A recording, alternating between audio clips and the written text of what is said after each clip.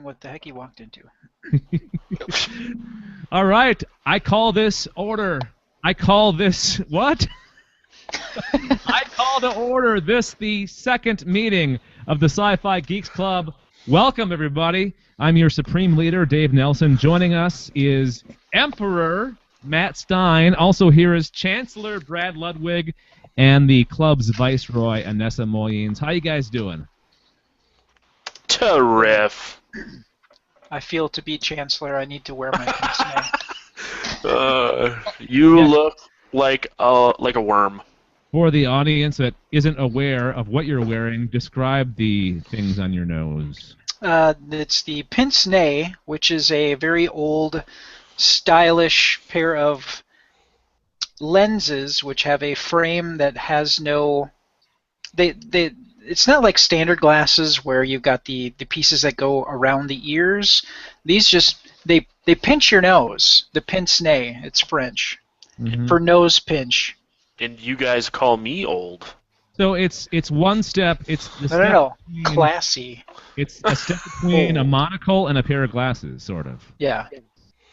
Cool. It's like stereo monocle. All right, let's welcome our guest geek this week from Breckenridge, Colorado. Right, Mike? Yep. He is a geek and nerd. He's the Frog Pants feed intern, stumper of the Trek Nerd on the Morning Stream podcast, an occasional video game streamer at twitch.tv/IceWarm1980. Please, everybody, give a warm welcome to Mr. Mike IceWarm Boyd. Woo! Okay, thank you. So, my first question, Mike, Sure. is IceWarm. Where does that come from? I've had it since I'm probably around the mid '90s, and I just wanted a nickname that was kind of contradictory, and I guess ice isn't warm, and that was the first thing that came to mind, and been using it ever since, pretty much. There you It go. stands out. It's very unique. That's for Yep. sure. And describe exactly for people that don't know. You do a lot of stuff with the Frog Pants Network. You come up with the Stump a Trek Nerd questions, right? Yeah, I write those out for Daryl on the morning stream Monday through Thursday on the Frog Pants Network, and I collect the clips from the episodes that I have. I have some on DVD that I've backed up, and then I just copy the sound files and send them over to Scott Johnson, and he plays them on the show. So you must be a Trek fan yourself, right? Pretty big Trek fan, not nearly as big as Daryl, though. I usually have to watch the episode to get the question and then write it down and use Memory Alpha, which is a Star Trek Wikipedia page, and find the things that aren't the answers. So if it's a disease question, I look up alternate diseases that are in the series and all that. Although, I kind of question Daryl's true Trekdom, because sometimes he doesn't have the best attitude towards Trek. It's it seems like every other 2 out of 3 episodes he's like, oh, I hate that episode. Yeah, there are some episodes though that I kind of agree with him on that are pretty bad. Yeah. There's a handful of the original series ones which I've only watched maybe once or twice, and it's Plato's Stepchildren is probably the worst episode, and I've only done maybe 1 or 2 questions off of that episode just because I don't really feel like watching it again. Stuff like that. I suppose you have to expose yourself to it as well. So what's so ironic about that is that that's one of the quintessential episodes where you see an interracial kiss. It's monumentally important in that aspect, but otherwise it's just terrible. Yeah. Yeah, that's probably the only standing only valid point of that episode is that kiss, and then the rest of it is just really bad. Yeah. All right, so let's get into the show. Since this is a club, we have to go by the rules, the protocol of the order of things here. So we introduced the guests. Now we have to read the minutes, and that's basically reviewing what we talked about last week. And Brad, since you are our secretary, basically, although you're not called a secretary, that's your job. I'm the chancellor. Yeah, you're the chancellor. Tell us exactly what we talked about last week. Well, last week our guest geek was Bill Meeks. We talked about the trailers for the sci-fi films that premiered during the Super Bowl. Ron Moore says that Trek really needs to make a return to television, and by Trek, Star Trek needs to come back to television. Here, here. We talk about Jesse Eisenberg being cast as Lex Luthor and Jeremy Irons as Alfred for the upcoming Batman vs. Superman. Oh, God. Talked a little bit about Walking Dead, the mid-season premiere. The mysterious footage bit from Chris Carter's new series. Chris Carter, who is the creator of The X-Files. I totally watched that episode, too. Yeah. Yeah, it's pretty good. Nice. And the new show is called The After. I know you're the supreme leader, but please don't interrupt. Hey, you're out of order, mister. Darn it! I thought I could pull rank. And last but certainly not least, we got a little bit of who the one of the main villains for the upcoming Doctor Who seasons is, and that's purported to be Jack the Ripper. Yeah. See, those pince-nez really add an air of arrogance. Yes. Yes, that's another word include as well. So that is old minute, or that's the minutes from last week. Let's do some old business here. Anything you guys want to add to the stuff that we talked about last week? Like I'm going to add that I saw The After and it was pretty good. It might actually even make me want to buy Amazon Prime just to watch the rest of the series if it gets picked up. Really? I voted for it. Huh. Did you guys watch the mid-season premiere of The Walking Dead? I haven't, because I actually cut the cord back in August, so I haven't really watched. I think I saw a couple episodes of the new season and haven't really bothered catching up yet. Well, there's always iTunes if you want to. Yeah, but I think I was paying $60 for cable, and like the Walking Dead season is maybe like $40 in HD. I might just pick that up. Yeah, I think it would be worth it. I mean, I guess you have to kind of maybe read the reviews to see if it's worth paying that kind of money for it. You know? Yeah, I mean, but it's still better than $60 a month when AMC was the only channel I really watched when I did have cable, so yeah, even if I bought like one or two shows, I'd still be saving a ton of money on top of that. Yeah, exactly. All right, so you guys want to add anything to this stuff that we talked about last week? The more I hear about the Superman versus Batman, I cringe. You're worried? A little worried? I'm a little worried. Yeah. Yeah, I would agree too. I mean, I think Jesse Eisenberg might be all right. I'm a little worried about Jeremy Irons though. I like him, but I don't really see how anybody, at least like coming off of Michael Caine, is going to a better offer than that. Yeah, that's the pinnacle right there. Michael Caine is pretty much the pinnacle of Alfred, you know? I think the thing, though, that you have to look at is other portrayals of of Alfred have been higher society speech as opposed to the Cockney that Michael Caine used. Alfred has always been kind of... He's been the gentleman's gentleman, but he was kind of a badass in World War II. I read that this week that's how they're going to probably play him. Is they're going to bring that up and they're going to kind of incorporate that into that character a little bit. Yeah, the guy who played him in the Keaton Batman movies, but then yeah, I can't remember his name. That was more high society kind of thing, and I don't even think like World War II came up in those movies at all. No. Stuff like that came up in the Nolan movies, but I don't think it came up in the Keaton ones at all, though. Yeah. All right, so let's move on to new business. And I got the first story in the new business, and I can't wait, and I really hope this happens. The Star Trek parody novel Redshirts coming to TV. Are you guys all pretty much familiar with Redshirts? I know Matt probably isn't. Nope. I've actually haven't read it yet, but I know about it. But it sounds like it would be an interesting show, though.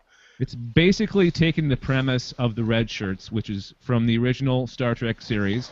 The Redshirts were lower-ranked personnel that always kind of got the short end of the stick. They usually got killed in some weird way on away missions or whatever.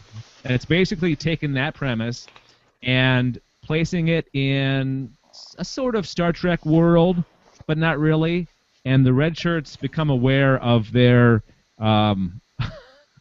of their futile their futile existence.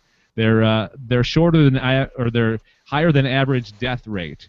Yeah, and, their expendability, if you want to call it that. Yeah, expendability, exactly. Good point. Or a good word. So it sounds like they're going to make this into kind of a mini-series, not a full run, which might be better than because I could see this premise. It's not really a good premise for a long, full series. No. Right? No, not at all. Do you think this would be something good? Better. Yeah. Do you think this is an AMC caliber show, or like a cable, another cable network? Maybe a good cable network that this would be good on. So I like have FX no idea. Yeah, FX. Yeah. I don't know. It'd be interesting to see if, Netflix has been a player. I know Amazon is starting to step up their game for produced content. Yeah, you're right, Brad. This might be good for one of those providers, one of those services as well. Netflix is really that whole thing that came out today that they're gonna release the final season of Star Wars. Clone Wars. Clone Wars, yeah, that's huge. You know? Yeah. Yeah, I think probably Netflix Netflix is probably the best bet for something like this, or Amazon. But I think Amazon, at least for quality-wise, I think from what I've seen from Amazon, Netflix is just a little bit higher. Yeah. As far as some of the shows I've seen. It's I don't know. Early on in the whole cable movie channel, Showtime was a little bit. It still is, for in some degree. Showtime is a little bit it's the Kmart to Walmart, or the Walmart to Target, right? So Netflix is definitely the Target to a Walmart in this game. All right, so that's pretty. If you liked Galaxy Quest, the movie, that's what they're kind of comparing this to.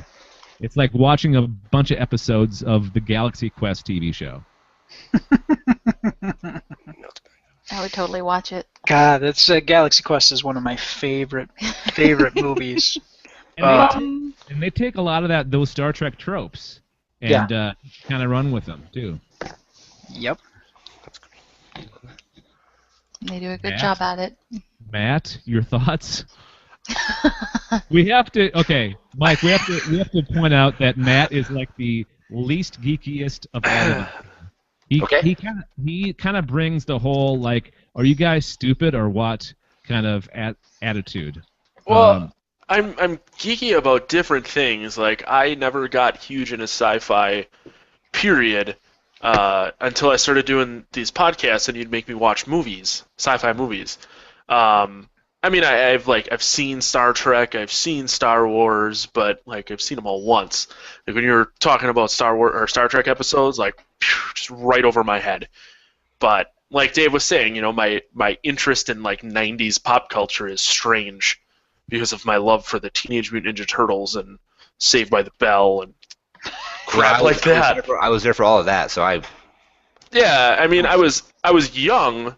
But that was still my childhood, so I went back and watched the entire series of Boy Meets World, 2 years ago. Oh my God. Yeah, well, whatever. It's just different. I really like cartoons and video games, not lasers. So yeah, for example, I'm pretty big into sci-fi, but I've really actually never seen an entire episode of Doctor Who. I know the concept and the premise and. I know the Daleks and all that kind of stuff, but I've never actually watched an entire episode of Doctor Who before. So it's kind of like that, where I've seen a ton of Star Trek, a ton of Star Wars, and other shows, but there's some shows that I just haven't seen yet. Where we can't. Not everybody can watch everything, or not everybody can cover every single thing. So that's why we have this big group of people here, because we're all experts in our own little area of sci-fi. So, Matt, coming from your perspective, you're not as much of a sci-fi fan as the rest of us. Point of view, what do you think of this concept for this TV show? I think it could go horribly wrong. Like, there's no it being okay. It will either be amazing or terrible, because it's like about they're gonna base some sort of miniseries or TV show off of characters that you only see in passing and know of as a group of people. That'd be like if there was a TV show about my house, and you would see my neighbor from down the street walk by once in a while, and then all of a sudden they were like, let's make a TV show about that guy. Like, it just doesn't seem like there's enough meat off of what the Redshirts are to create a proper TV show. The characters, yeah, I see where you're going, Matt, and I think the characters have to be really good. The characters have to be really compelling, and the stories have to be well written for this to be a success. And they can do it because the Red Shirt isn't just like 4 random people that you would see once in a while. It was like an entire rank of people. So I think if they create good characters and give it some sort of good story, like as long as it doesn't turn into like an episode of South Park where every episode some Red Shirt dies in some ridiculous way, and that's just what happens. There's no like rhyme or reason, just someone always dies. Because you're like you were saying, the Red Shirts always die in these weird like away missions. I think the interesting part of this show, if it becomes a show, is their ways of trying not to die. Like, oh, we got to do something. You know, we got to step it up or something. You know, whatever they got to do for them not to die. I could see that being a compelling part of this show. But then you might turn it into a comedy. You know what I mean? I think that's what it's pretty much supposed to be. Yeah. Okay. Yeah.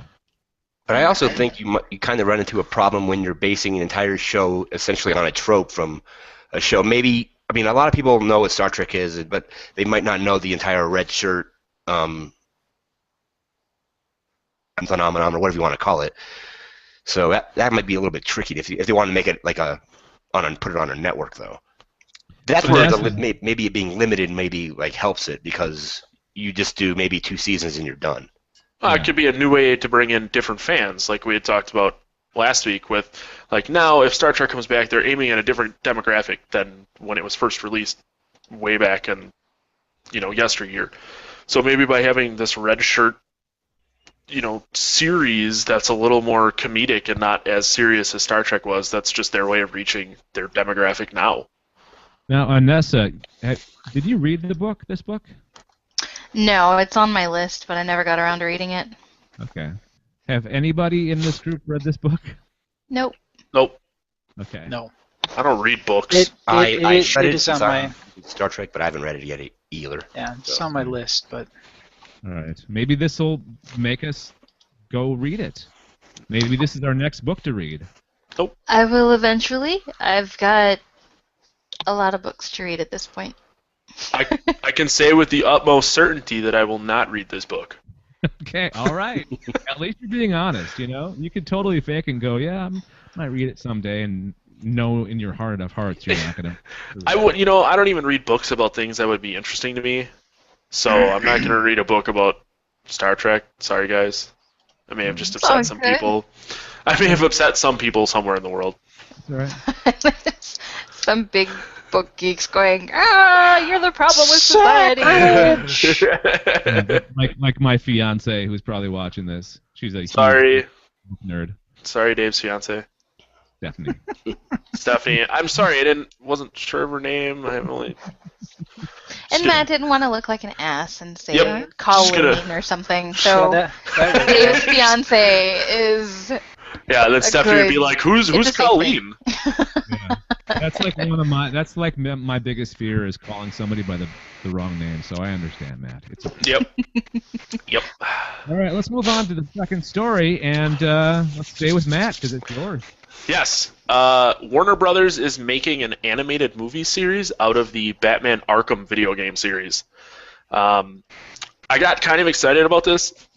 Like I told you guys, I made the decision to base all my picks off of video games because that's what I do in my free time. And I really like the Batman Arkham games. I actually finally just started Arkham Origins, the most recent one. So when I saw this, I got really excited. And like, I'm not a fan of the Batman animated movies per se, but being a fan of the Arkham story, I might watch this. But what actually surprised me the most was who they have doing the voices. Troy Baker will be doing the Joker, which some of you may know it used to be Mark Hamill, but he retired just before Arkham Origins. And Baker also did the voice of Joel. He was the main male character for Last of Us that came out on PS3 last year. And he also did Booker DeWitt from Bioshock Infinite. And then Nolan North is doing the voice of the Penguin, and North also did the voice of Nathan Drake from Uncharted, that Dave won't let me talk about. And Desmond Miles from the Assassin's Creed games. I think there was like 5. He was in 5 or 3 or something like that. Okay, you gotta stop for a second, Matt, and explain why I wouldn't let you talk about that. Dave wouldn't let me. Dave, and I don't necessarily disagree, but Dave sees the Uncharted video game series as more fantasy than sci-fi, and in his words, think lasers, not swords. Yes, perfect. And I don't really disagree, but all the Uncharted games had that like weird twist at the end where everyone turned into something weird. But I guess fantasy, whatever. Dave's the boss. I'm the grand poopah or whatever. the But grand there might be poobah. a sci-fi thing out there that has swords. Yeah, no, and if we encounter that, we'll talk about it. You know, if they have swords and they're doing something other than running around like some woods or in a castle, if they're like, a spaceship appears, you know, we'll talk about it. All right, you got me there. I was trying to think. I was trying to make fun of Star Wars somehow, but then you said a spaceship appears. Well, because they're running around in woods with swords and castles. Well, Star Wars, they're running around in castle-like wooded areas with laser swords. And flying and hovering. Well, yeah, but that's the point at which you said the spaceship has to appear. So you win there. You know, I'm just trying to contribute my knowledge to this show, and since we appreciate it. Yeah, go ahead. Do you though? Do you appreciate it, Dave? I do appreciate. Yeah, yes.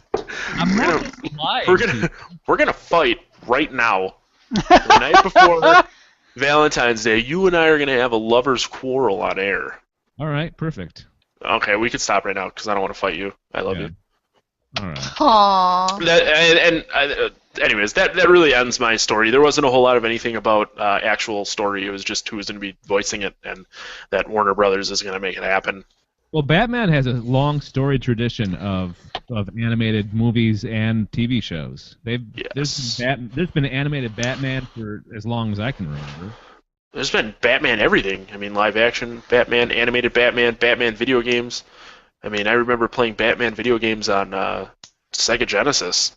There's probably even one on, Nintendo and Super Nintendo that I didn't get to play. But see, I'm really glad that we included you on the show, Matt, just because you bring in that video game perspective. That you're more of a gamer than any one of us. It's a fact. I was gonna say, I think I am the only gamer, so I got that. I got that going for me. Yeah. I play some games, but MMO. Oh. I tried. once in a while. Or A Night at the Inventory, which is always a fave. Mike, you're a video gamer, right? You're a gamer. Yeah, I usually don't finish the games, though, because I usually end up having too many games to play. But the whole Batman thing, these Batman games are really good, and the stories are really good, too. So I'm kind of interested to see what they do with this, the animated version of this. So, for those that don't know the Arkham Asylum stories... I actually bought one of the games. Sorry, I just thought about that. I'm like, I actually bought one of the Arkham Asylum games not too long ago. Because it was $10. Have you played it? Not yet. I haven't really had time. Yeah, they're probably, out of all the Batman games out there, they're probably the best Batman games they've made. Oh yeah, they have really good story in my opinion, and they bring the open world aspect, at least in Arkham City and Arkham Origins. Arkham Asylum was a little less open worldish because you were kind of confined to the asylum for the most part. But so what exactly is Arkham? It's a prison. Yeah, Arkham's the prison in Gotham. No. It's the psych ward where they keep the psychologically dangerous criminals. And every single one of the villains that Batman is locked away, right? They're all in the same They're place? all criminally insane. Yeah. So the first game takes place in the asylum itself. And it's been years since I played it, so there's a very good chance I will get most of this wrong. But you're primarily chasing the Joker. And I don't recall how it ends, but then the next one is Arkham City, which is the entire city. And you're chasing the Joker, and I can't remember who else. But then Arkham Origins is like the prequel to both of those, but it's still the entire city. And I literally just started it, but Black Mask is got a bounty out on Batman's head, and you have to fight like Bane. And there's 8 total assassins, and I can't remember a bunch of them off the top of my head, but that's that. Sounds awesome. But think Grand Theft Auto, but Batman. Just loosely Grand Theft Auto. Like the open world, you just kind of go around, do missions, and there's things to pick up and things to find and stuff to do. Grand Theft Batman. Grand Theft Batman. Grand Theft Gotham or something like that. Yeah, steal Batwing. Yeah, let's combine the two. That'd be pretty cool. All right. Thank you, Matt. Great story. Let's move on to Brad. What did you bring to the table this week? So, Katee Sackhoff. Familiar with Katee Sackhoff, everybody? Yeah. Battlestar Galactica? I have her autograph. Woohoo! Yeah, and then I saw it, and then recently in Riddick as well. Yes. Yeah, So she's done quite a few sci-fi stuff. Yes, she has. And she has been in talks with Marvel. Dun, dun, dun. And she's interested in playing the following characters here. Now, obviously, one of these is DC, but she's interested in playing Typhoid Mary, who is a Daredevil villain, Harley Quinn, a Batman villain, and Ms. Marvel, who is a part of the Avengers.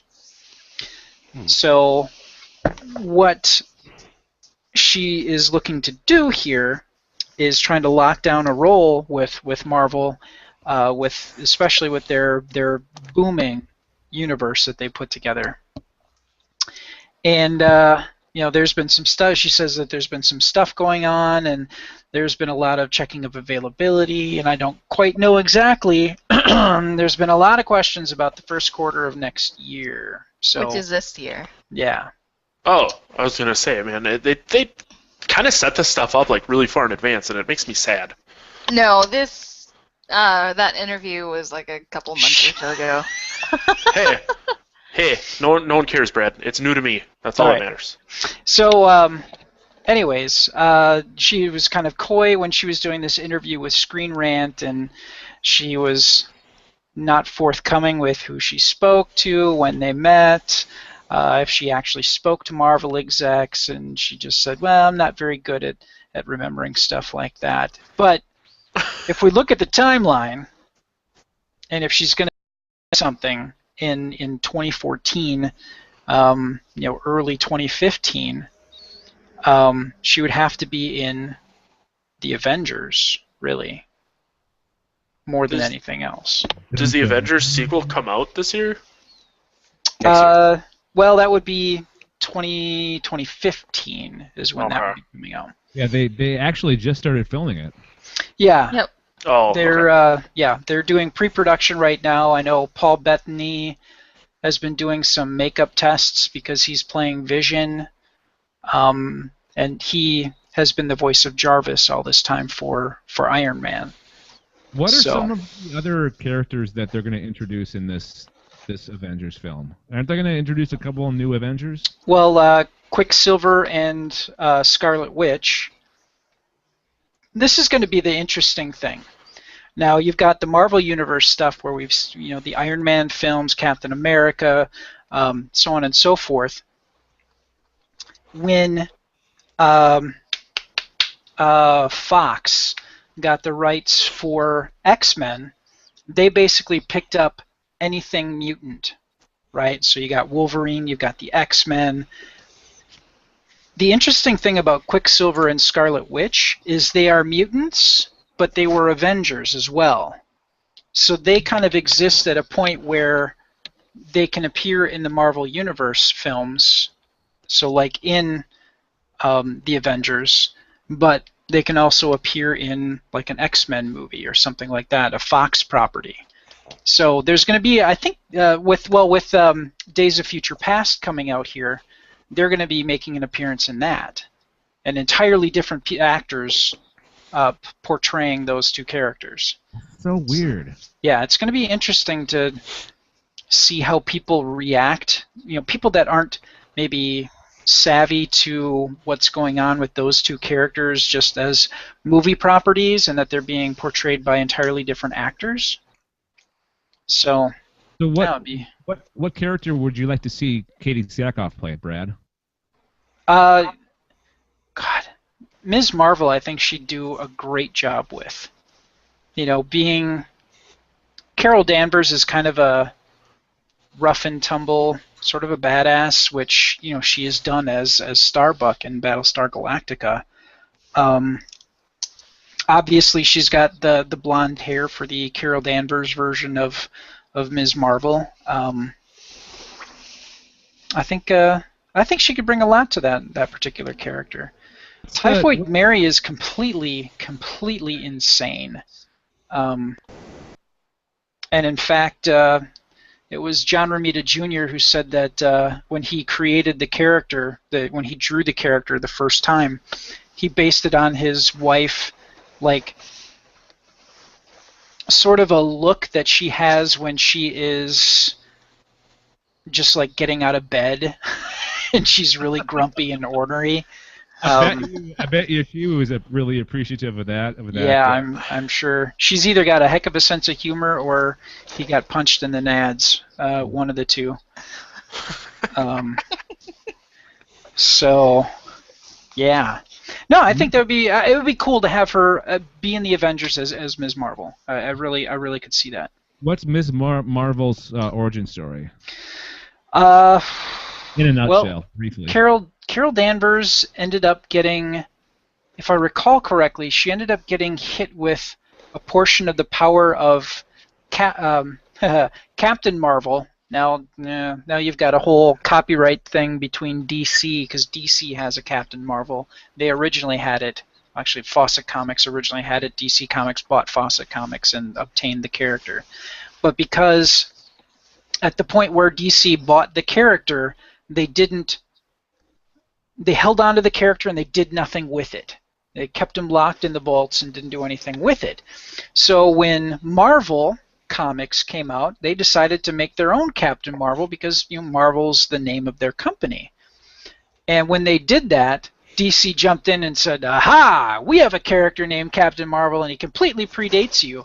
And that set up a court case where it was decided that it doesn't matter if you've had a character if you haven't used it within a certain period of time, you sort of forego the rights to that particular name. So when they make a Captain Marvel, DC makes a Captain Marvel comic, they have to use Shazam, because that is the word he uses to change from Billy Batson into Captain Marvel. So they have to use Shazam when they talk about when they actually write out the name on a cover or something as a presentation.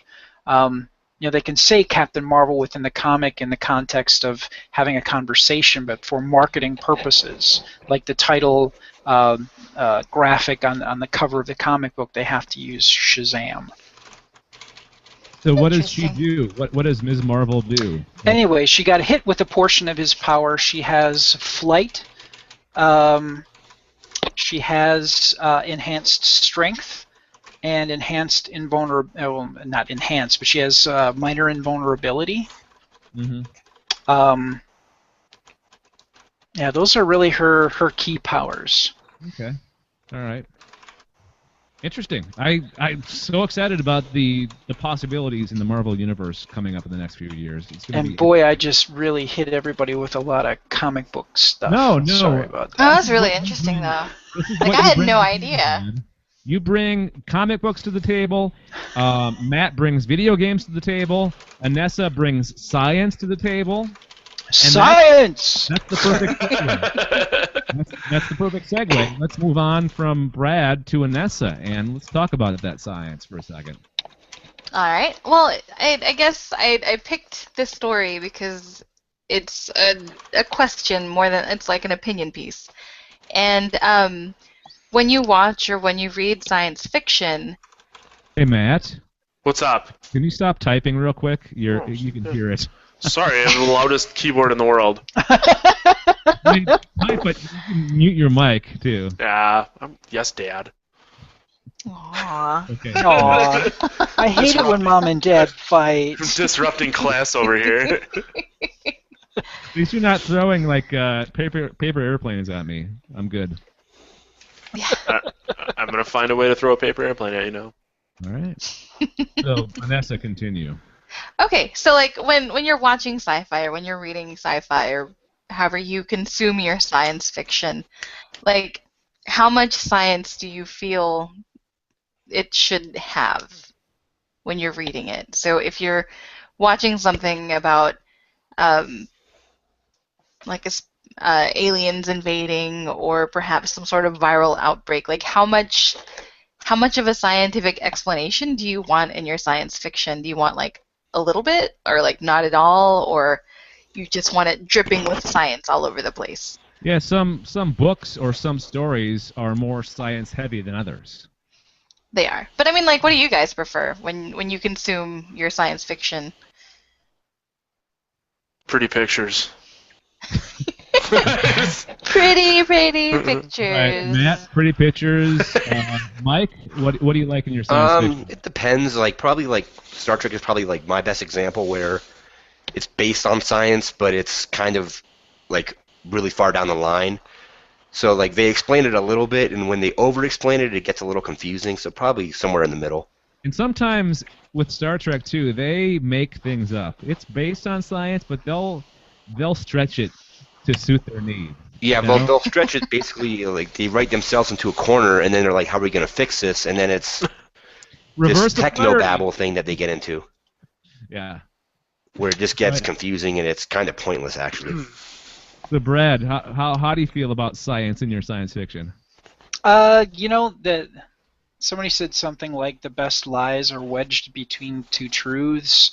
I think there should be enough to structure something, but you know, it doesn't need to be 100% accurate. And even Neil deGrasse Tyson, you know, is like, as long he wants to get the science right, but once you get into the realm of science fiction, if you can be mostly accurate or have something that's kind of loosely based on accuracy, that's kind of cool, and that's kind of where I sit too. So I like to have a bit more science to build off of, but it doesn't need to be 100% science. Okay. Like, you know, 90%. That's pretty cool. All right. There's your answers, Anessa. Awesome. Well, there was a molecular biologist, Jeremy Ellis, and sci-fi author, Scott Siegler, who have collaborated on science fiction projects, and they were presented with this question. And they both answered very similarly. Scott Siegler says a great deal of the research content doesn't make it into the story because he's the author. But essentially, you do a lot of research, and then you use just enough science to get your point across and keep the story going.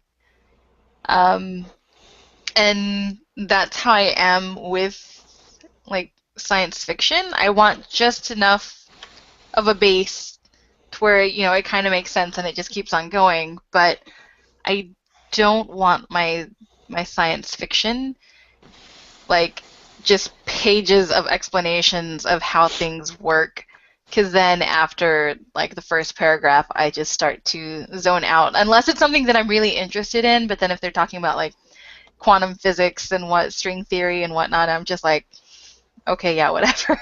Yeah, every great science fiction story needs to be exciting too. And yeah. Exciting, just explaining how science works, not necessarily the most exciting thing in the world.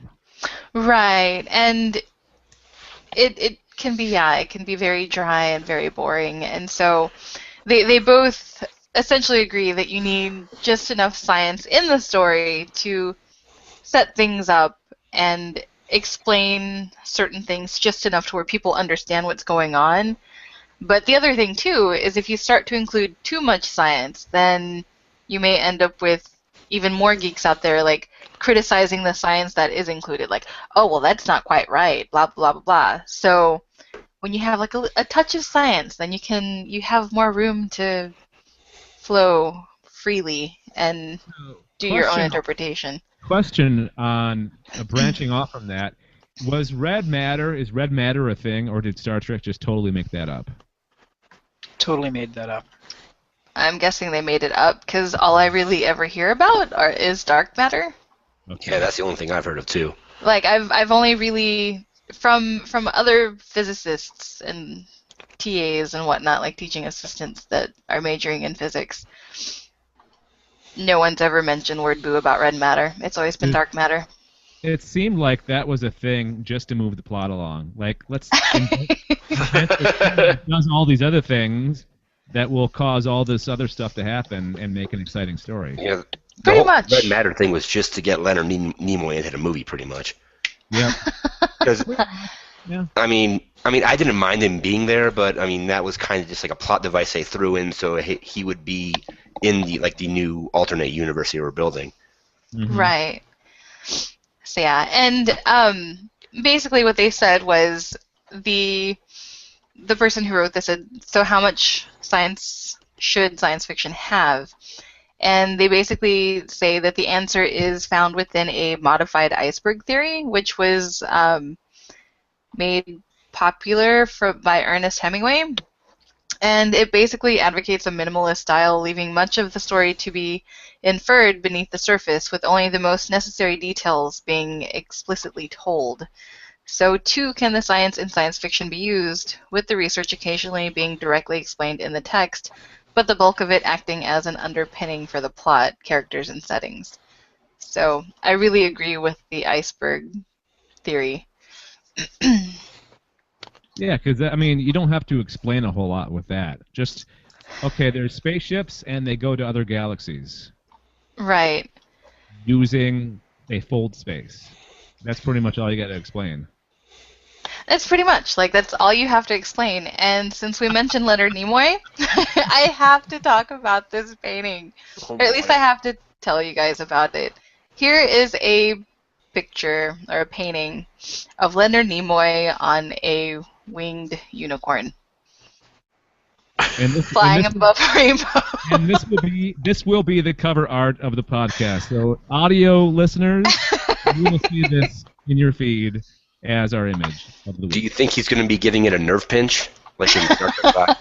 I hope he waits till it lands. Or he's Yeah. wearing a parachute. Yeah, that'd be dangerous if you tried that. But Spock has rocket boots, so. That's True.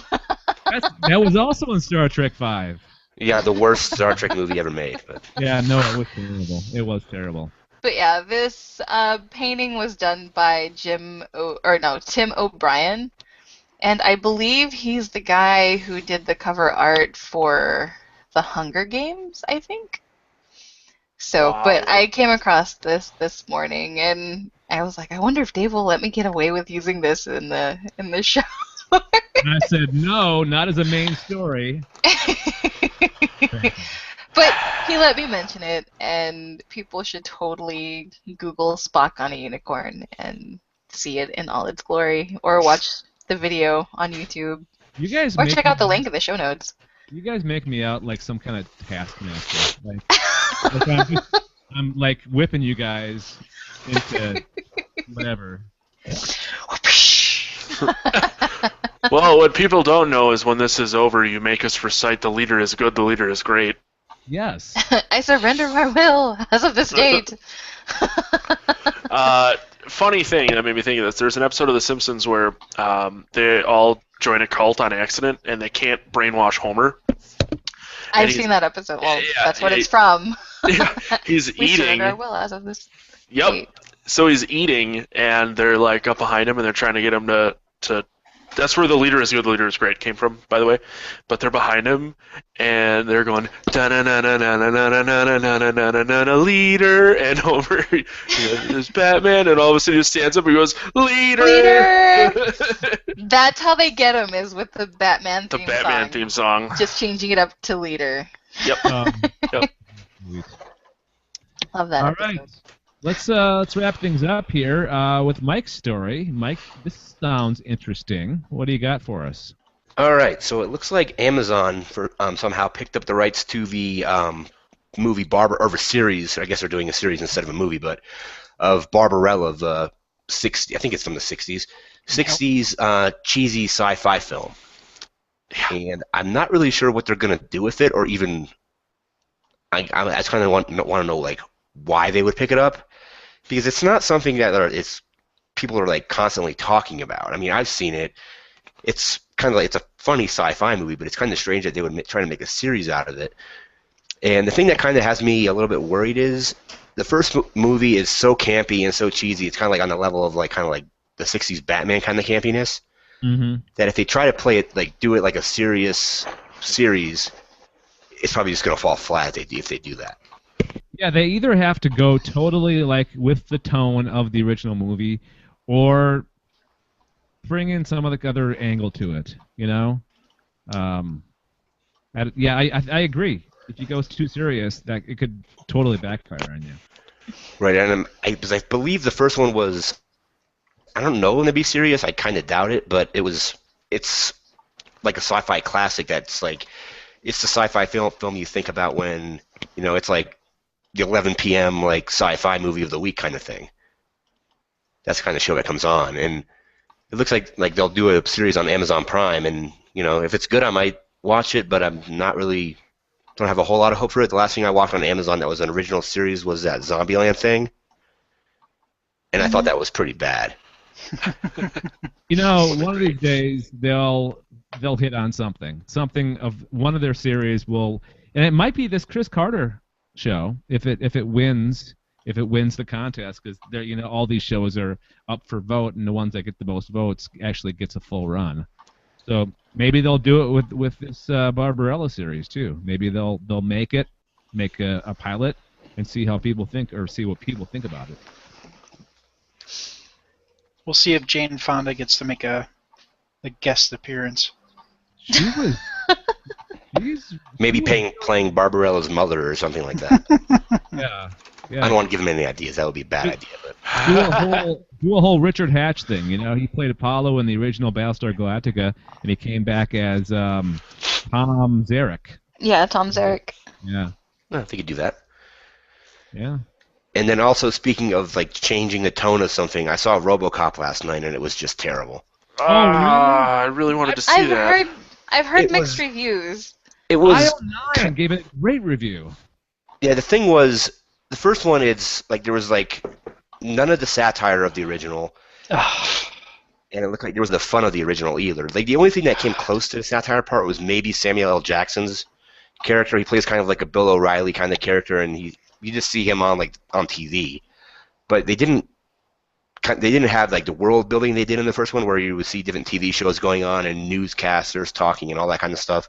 Mm-hmm. And like the villains were hardly they weren't well defined at all. Like the main villain, I guess, in the movie was given only a couple minutes of screen time, and seems like they didn't know what they wanted to do with it really. That's a shame. And then it was PG-13 too, but oh yeah, I mean, I don't mind the PG-13, but it was. But the first if it had the satire and the commentary of the original, it would have been a little bit better. Yeah, wasn't Paul Verhoeven's R? Wasn't it R-rated? Yeah, absolutely. Yeah, I think it was almost 100% R. Yeah. Yeah, it was R. The 1980s and 90s, man, they didn't care. They didn't care if their movies were R-rated. Nowadays, it's like, well, they're not going to get as much business because the kids can't. Yeah, it seems like there's this weird shift going on to where in the 80s and maybe into part of the 90s, all the action movies were R and the comedies were PG-13. And now all the comedies are R-rated and the action movies are PG-13. Yeah, you're right.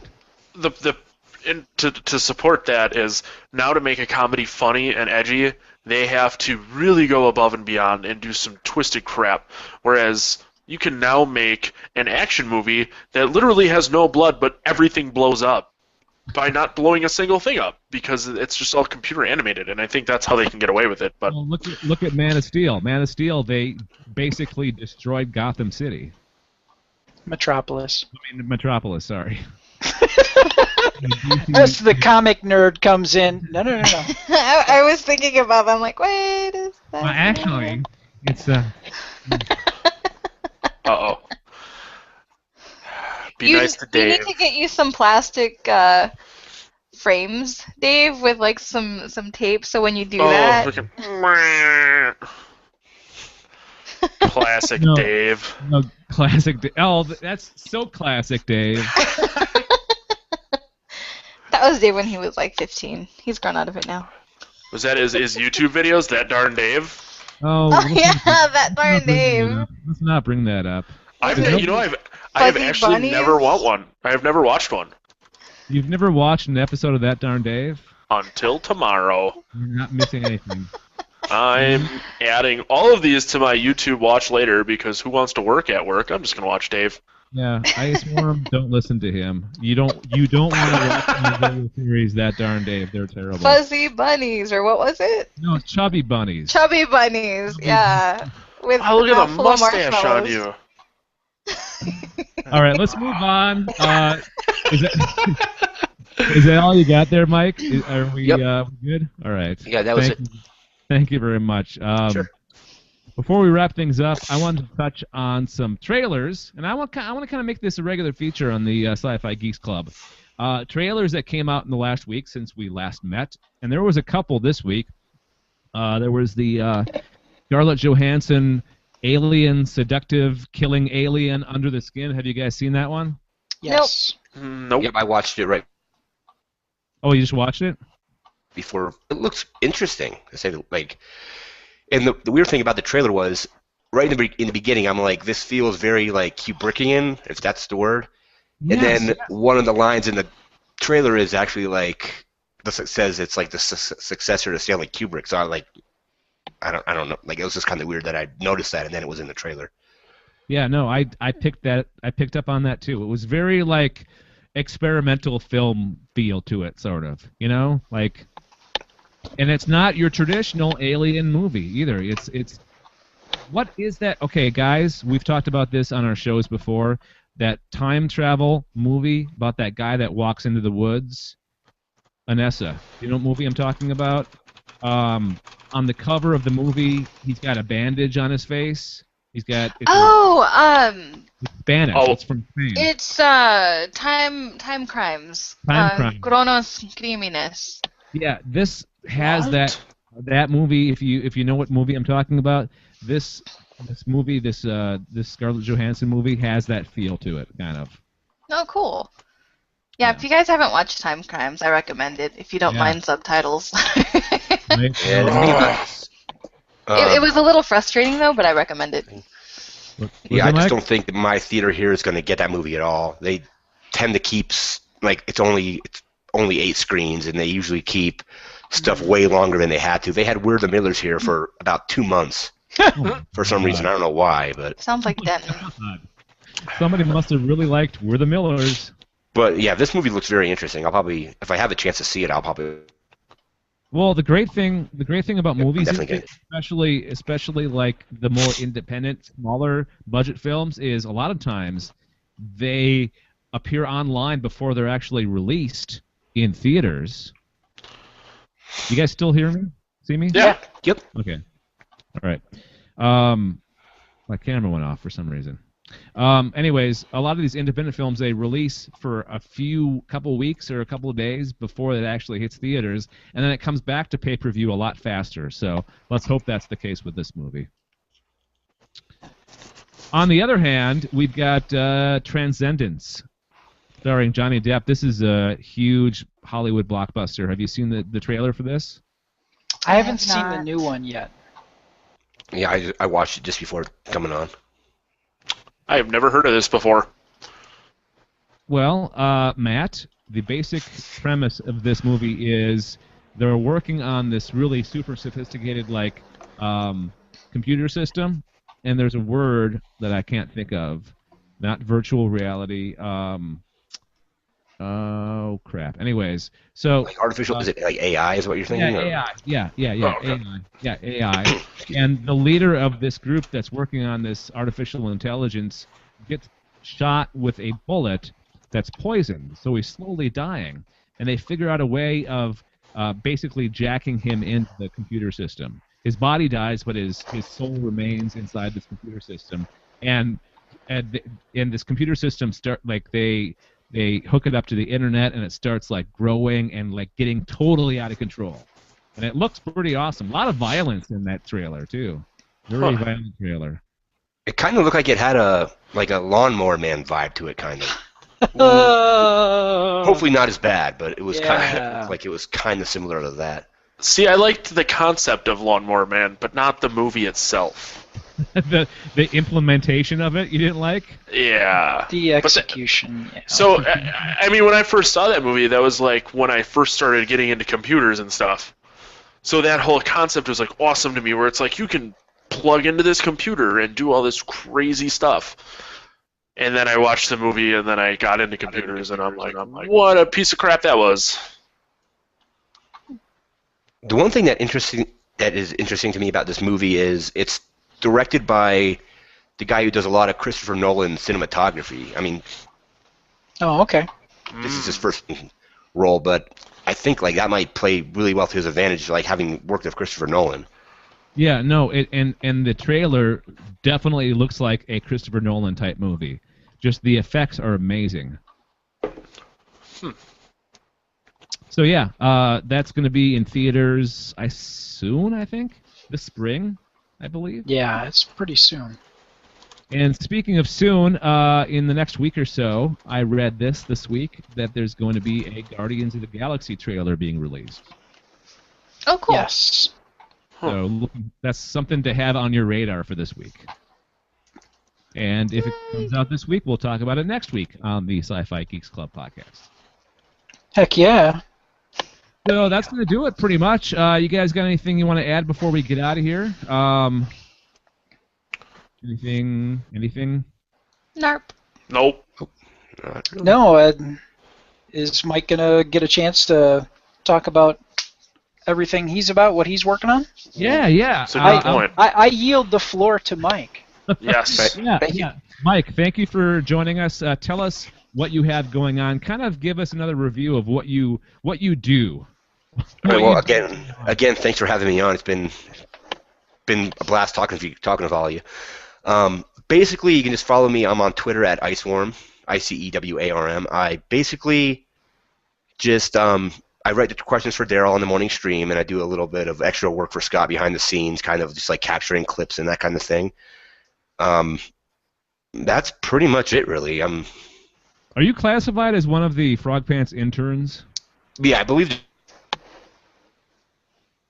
there's 3 total. There's Paul, who does most of the stuff on Final Score in the Instance. There's Dale, I guess. I don't know if I've actually met him or not, He's from but he Australia. works with Brian on Coverville doing all the song requests, and then I just do basically like capturing clips, writing the Trek questions, and then a few other things for Scott that are kind of like odd jobs, I guess you can call them. Yeah, Paul used to be one of our hosts. We used to have a show called The Time Traveling Robots in Space, and Paul was our co-host. Oh, okay. Yeah, so the Frog Pants world is not. We're not unaware of it here on Galactic Netcast. That's for sure. All right, cool. All right. Well, thanks, Mike. Appreciate you coming on, and it was a blast. Again, you can follow him on Twitter at IceWarm, and cool.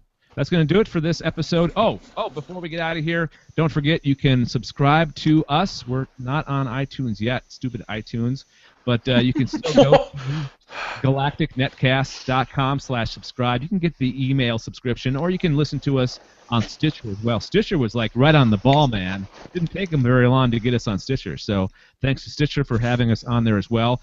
Contact us, email galacticnetcasts@gmail.com, or call our voicemail number, leave a message, 805-328-3966, and search for Galactic Netcasts on Twitter, Facebook, and Google+.